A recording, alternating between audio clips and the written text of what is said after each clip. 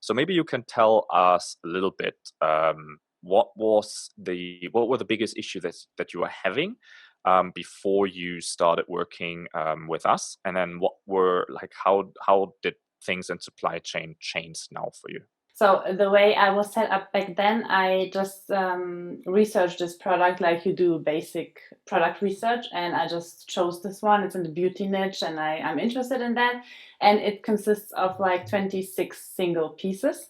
And I didn't even message the supplier through AliExpress because I know they don't care. Because everyone is like, "Hi, I'm a dropshipper. I sell like 100 products a day. Like, give me a better price," and they just don't. So I just started dropshipping, like whatever, and the products arrived and stuff. But of course, packages got not sent out. Like the tracking numbers were wrong.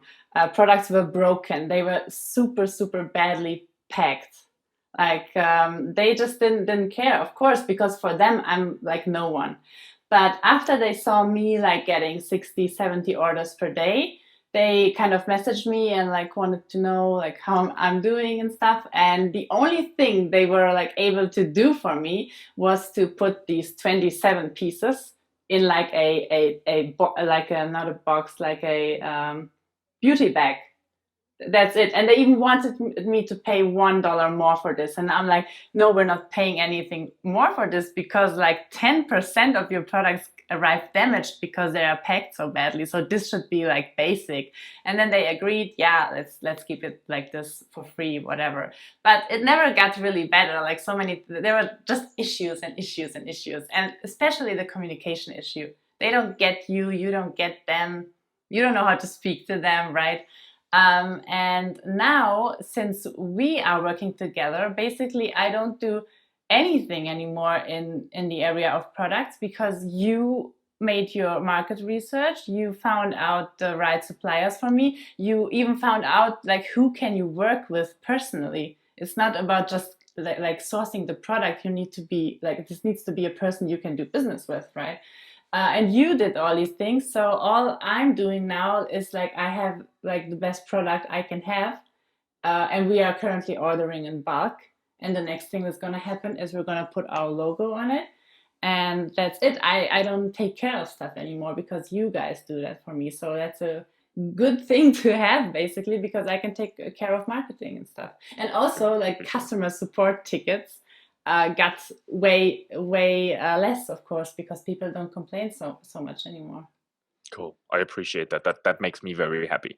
And also one of the steps that we're doing now, just for everyone to kind of understand what's possible. Like now we're at a space where we can have, because of the relationship, because of ordering book, and because of all of that. Now we're in a space where we can have different terms with the supplier. Where we say, okay, you just make sure you have stock, you provide all the products, you store all the products.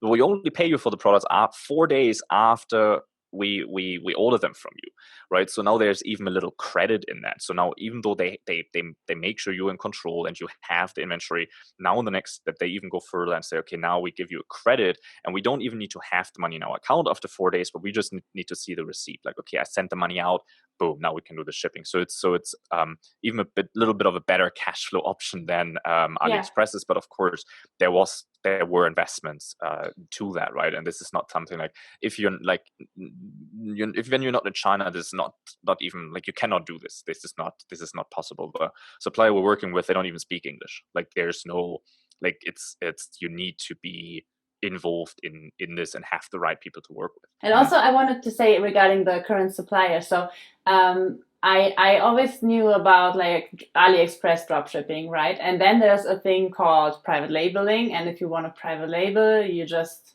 like order it and you get your logo. But now with the current supplier, I always thought like he can only like create the products for us, and then he will ship it to a fulfillment center, and then you still have to take care of everything, yada yada. But turns out your relationship with them is so good that they actually just said, like, we can also drop ship your stuff like out of our production, right? Everything's so flexible in China, but there's no way you can use this flexibility like being in EU or US or wherever. You need people like you being there and creating these kind of things that you thought would never be possible.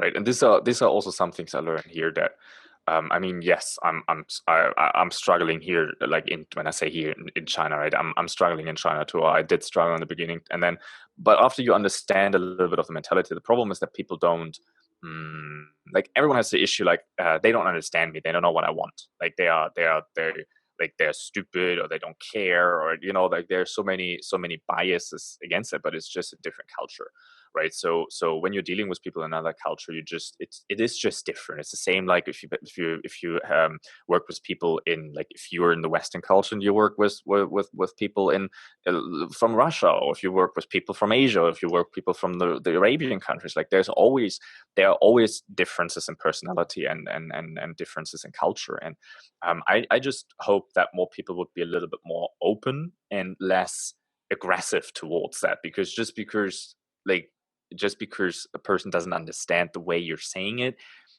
doesn't make them a bad person. Maybe you just have to Mhm. learn to communicate it better, right?